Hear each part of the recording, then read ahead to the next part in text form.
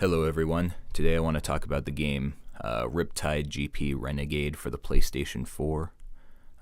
This is a arcade racing game. It's a jet ski racing game, and just my quick opinion on it, I do think it's a good game if you're looking for an arcade racing game, or if you like arcade jet ski games. I think this is one that's worth trying out. It's made by an indie studio, and the price is pretty cheap. I think it's a good experience. I enjoyed this game quite a bit. So let me talk about my thoughts on it. First thing I want to say is I played the game before this in the series. It was called Riptide GP 2, and Riptide GP Renegade is a significant improvement on that game. It's very similar, so if you've played Riptide GP 2 and you go into Riptide GP Renegade, you're going to see a lot of very familiar things. It's not that drastically different of an experience. As a matter of fact, they reuse a lot of stuff, but overall I think it's an improved experience. Riptide GP2 was a port of a mobile game. This developer, I can't remember their name. I believe they mostly develop mobile games, but they ported a couple of their games to PS4, and this game, Riptide GP Renegade, I believe was built for consoles. I could be wrong about that, but as far as I'm aware, it seems like it was built for consoles. It feels less like a mobile port than the previous game did, Riptide GP2. Yeah, so let's talk about the gameplay. It's an arcade racer, jet ski, so it's on water. There's water physics. It feels pretty good. Obviously, it depends on which jet ski and how much you've leveled it up. It changes how good the game feels, but I think overall as a racing game, it feels pretty good. We're kind of in a time lacking of arcade racers, so I'm thankful for what we do have, and this one's actually pretty decent. So I'm thankful for it. I'm thankful that indie studios are taking care of this genre that AAA developers don't seem to give a shit about. But the main attraction in this game is the trick system. Sorry, the trick system's really interesting. When you do a trick, you get boost, and you need that boost to win. If you don't do tricks in this game, you're going to lose. And the tricks are really interesting. They're kind of like a fighting game. Like, there's a lot of thinking and depth that goes into it. This game is really shallow on content, but the gameplay has a lot of depth, in my opinion. In the trick system alone, there's different types of tricks you can do.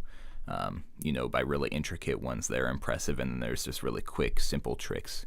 And you kind of have to use your judgment on when to do those. If you go off a huge jump and you get lots of air, it's like you need to do a more impressive trick so you can get more boost. But if you just bounce off a wave and you only have a second in the air, you gotta see if you can quickly get in one of those small tricks so you can get a little bit of boost. If you're not getting boosts and if you're not doing those tricks, you are going to lose. You will not win. You have to do tricks to win this game, to succeed in this game.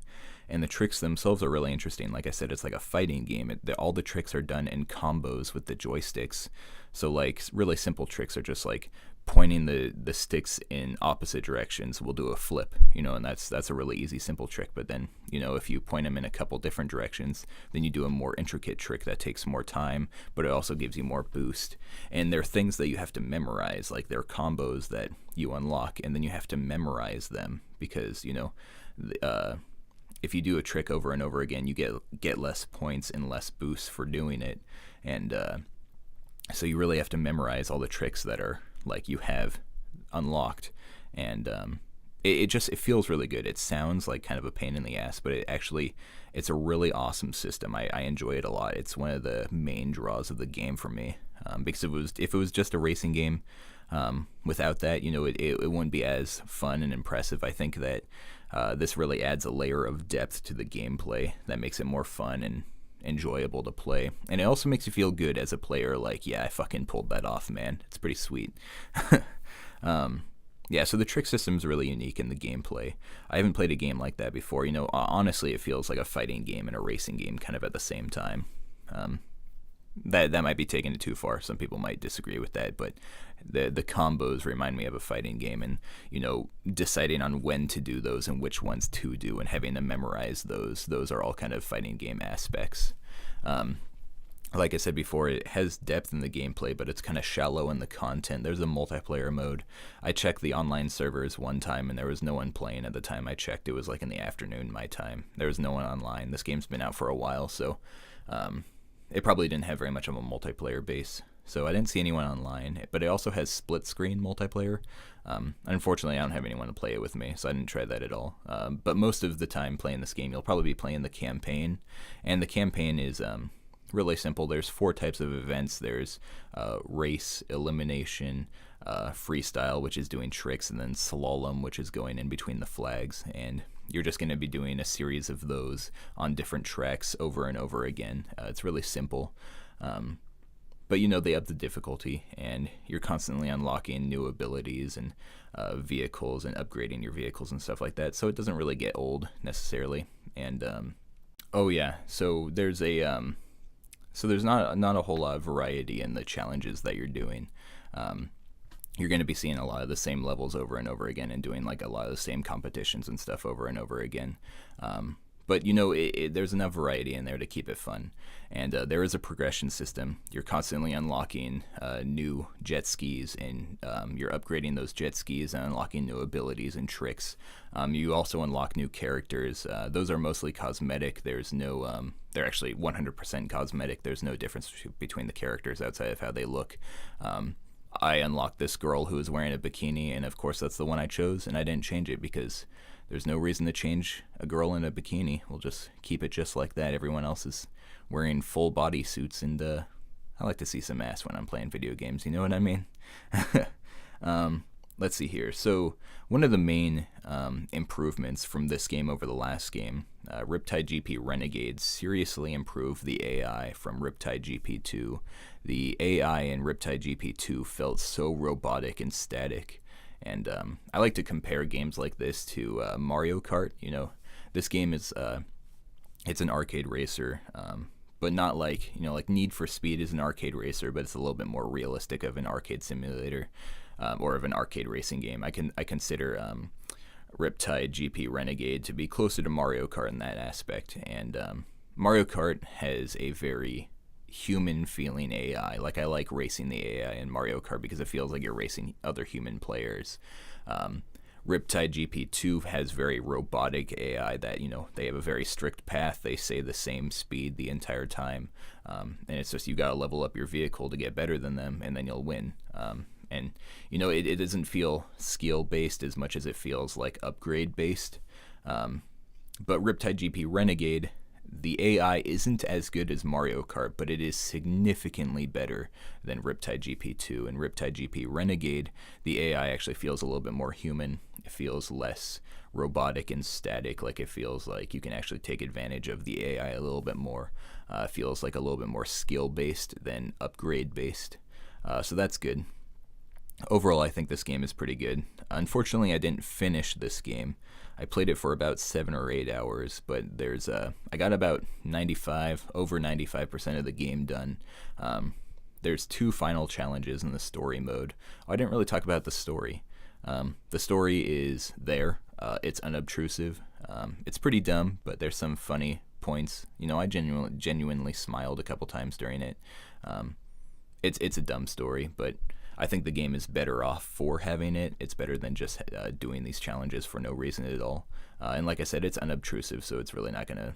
If you despise the story, you can skip it, or even if you just want to read it and don't really care, then it won't take much of your time. You can get to the next challenge real quick. It's not like giant cutscenes or anything like that. And some of it's pretty funny. Some of it's dumb funny, but some of it's pretty funny. I laughed a couple times.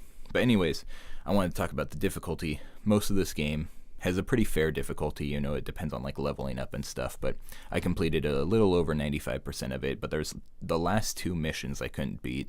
I never unlocked the last one because you have to beat the second to last one first, and it's like a championship. It's a series of 6 races, and you have to get at least 3rd place overall to go on to the final mission. And I just wasn't able to do it.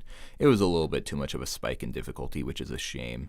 The jet ski I was riding was the best jet ski available that I had, and it was fully upgraded. And I played the challenge about 10 times, and I just couldn't do it. And usually when a game like gets a difficulty spike like that, I rage quit and I get really angry. But with this game, it was like, this is a good game, and I was satisfied with my experience of the game. Like I said, the story wasn't that like enveloping, so I didn't really miss out on a whole lot. I tried looking it up on the internet, the ending of the story, but no one really uploaded any videos of it. Someone uploaded like the very last line of the storyline, but it's a shame I didn't get to see the end of the story, but it's also like the story wasn't really anything super crazy or interesting to begin with, so it doesn't bother me that much. But yeah, the difficulty spikes up in the last two missions, unfortunately. There's also some optional missions that are really, really hard. I wasn't able to beat any of those. But yeah, the difficulty got hard in the end, but like I said, I experienced over 95% of the game at least, and I had a good time with what I did experience. I can easily say overall that this is a good game. It gets a little bit hard in the end, but like I said, it's just the last two missions.